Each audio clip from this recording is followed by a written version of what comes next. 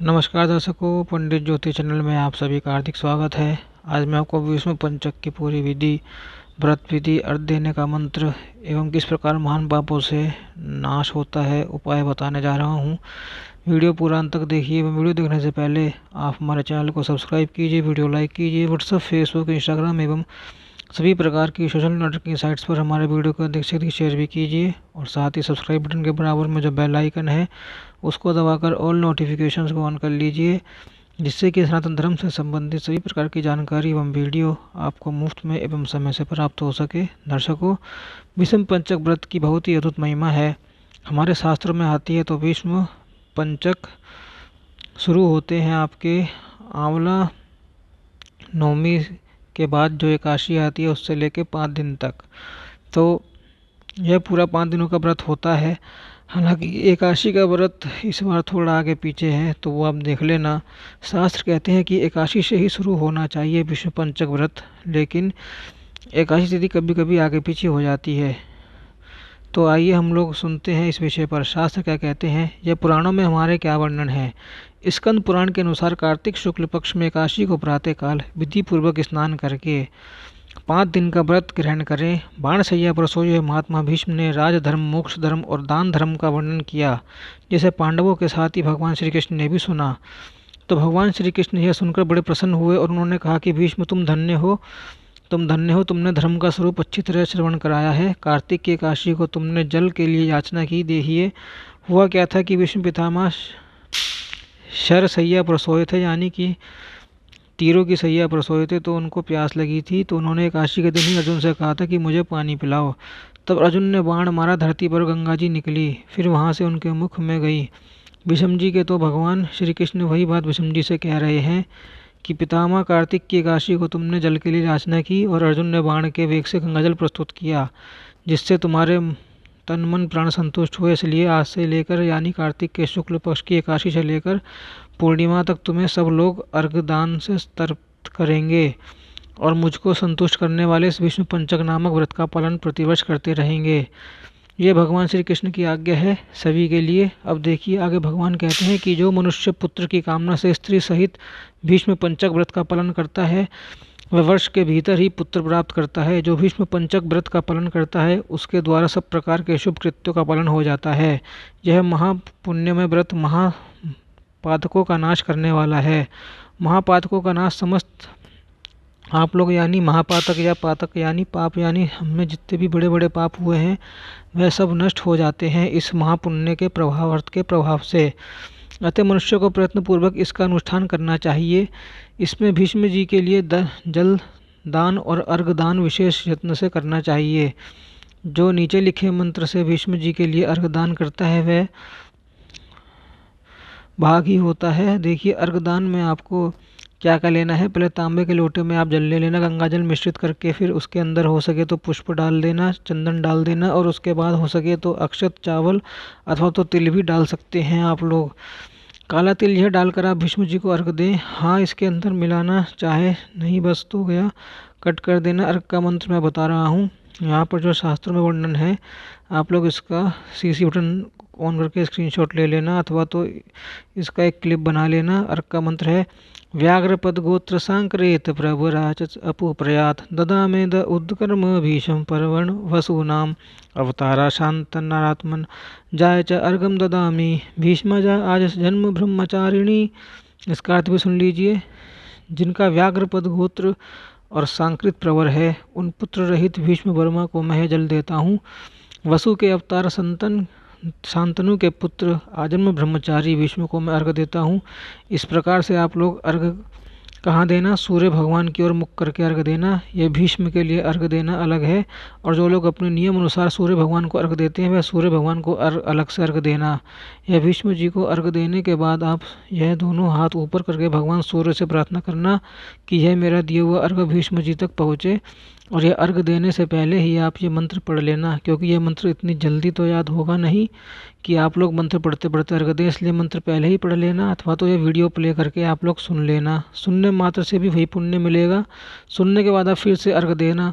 ठीक है, अब हम लोग आगे सुनते हैं इसकी महिमा, इन दिनों में यानी यह 5 दिनों में यानी एकादशी से लेकर पूर्णमासी तक आपको भगवान श्री कृष्ण का, श्री हरि का पूजन करना चाहिए। पूजन में आपको भगवान का फिर से पूजन में आपको भगवान को तिलक करें, पुष्प चढ़ाएं, धूप दीप दिखाएं। और मुख्य चीज़ मैं बता दूं, इस पूजन में मुख्य चीज़ आपको 5 दिनों तक अखंड दीपक जलाना चाहिए। भगवान के सामने ही आपको जलाना है। यह मैं नहीं कह रहा हूँ, यह स्कंद पुराण में वर्णन है। जी हाँ, बिल्कुल शास्त्रोक्त बात आपको बता रहा हूँ। 5 दिनों तक भगवान के दिन रात दीपक जलता रहे तो घी का दीपक हो। घी यदि असली नहीं हो तो आप नकली मत जलाना, ठीक है। नकली ही जलाने का कोई मतलब है ही नहीं। और तिल का तेल आप जला सकते हैं, उस जगह पर तिल का तेल भी जला दीजिएगा। 5 दिन तक रख सकते हैं, कोई दिक्कत नहीं है। अब देखिए, देवादिदेव भगवान के लिए उत्तम से उत्तम नैवेद्य निवेदन करें, या भगवान ब्रह्मा जी बता रहे हैं स्कंद पुराण में कि इन दिनों में भगवान को उत्तम से उत्तम नैवेद्य निवेदन करना चाहिए। लेकिन इसका मतलब यह नहीं कि हमारा व्रत है तो हम भी वो नैवेद्य खा लें। इस बात का भी आप लोग ध्यान रखिएगा। देखिए, व्रत हमारा है, भगवान का नहीं। सेवा हम भगवान की कर रहे हैं तो उत्तम से उत्तम सेवा करें। कई लोग व्रत उपवास करते हैं, पूछते हैं कि भगवान को हम क्या खिलाएं, आज तो हमारा व्रत है। तो भैया, आपका व्रत है, आप सेवक हैं भगवान के। सेवा में आप नित्य प्रति वैसे ही कीजिए जैसे आप करते हैं। खूब उत्तम से उत्तम भोग लगाइए भगवान को, ठीक है। आप लोग समझ गए होंगे। अब आगे बढ़ते हैं। इस प्रकार भगवान की पूजा अर्चना, ध्यान और नमस्कार करके ओम नमो भगवते वासुदेवाय इस मंत्र का 108 बार जप करें।